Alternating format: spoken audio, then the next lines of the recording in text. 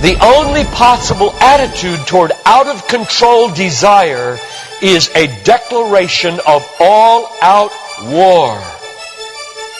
I hear so many Christians murmuring about their imperfections and their failures and their addictions and their shortcomings, and I see so little war. Murmur, murmur, murmur. Why am I this way? Make war!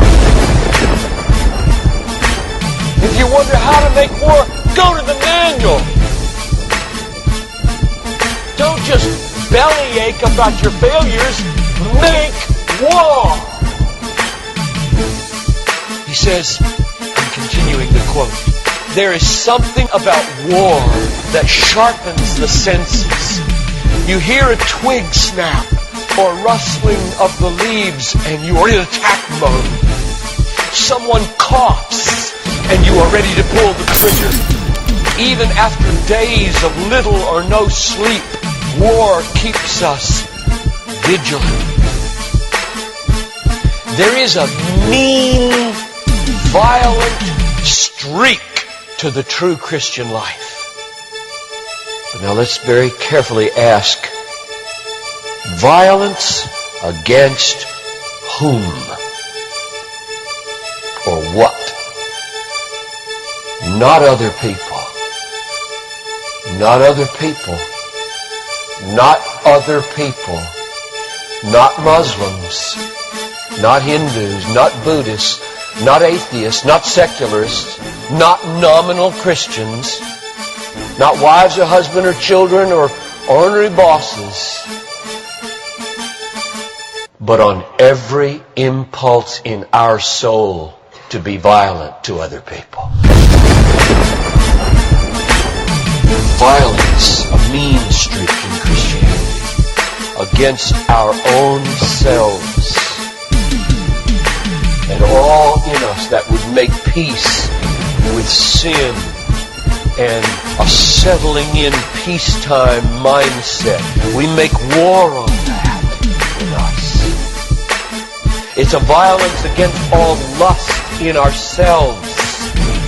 All enslaving desires for food, caffeine, sugar, chocolate, alcohol, pornography, money, the praise of man, approval of others, power, fame. This is our enemy. This is where we make war. It is a violence against all racism in our souls, all sluggish indifference to injustice in our souls, a violence against all indifference to poverty and indifference to abortion in our souls. Did you know that in the warfare of Romans, Satan doesn't show up until chapter 16.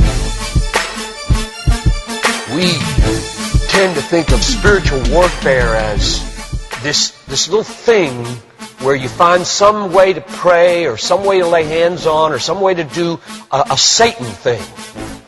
Well, that's important. Believe me, that's important.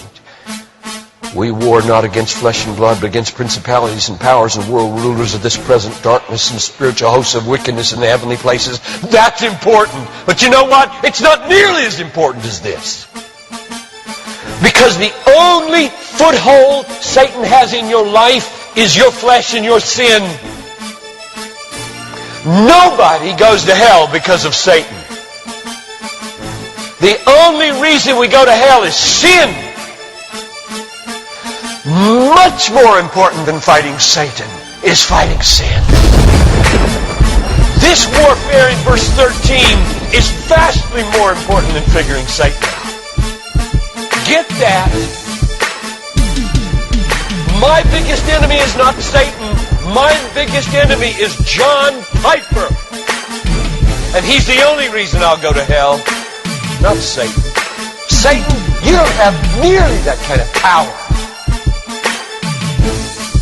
And therefore, I really care about us learning how to do this battle. Christianity is not a settle in, live at peace with the world the way it is religion. Like most Christians live their daily lives. Verse 13. If by the Spirit you kill.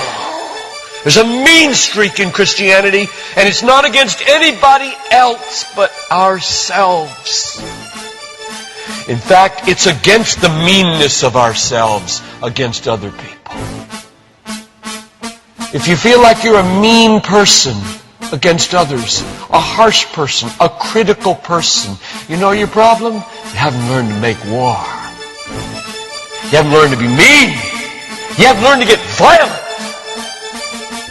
against your violence, against your meanness, against your critical spirit. And you complain of it, talk about it, but have you made war 24/7 against it?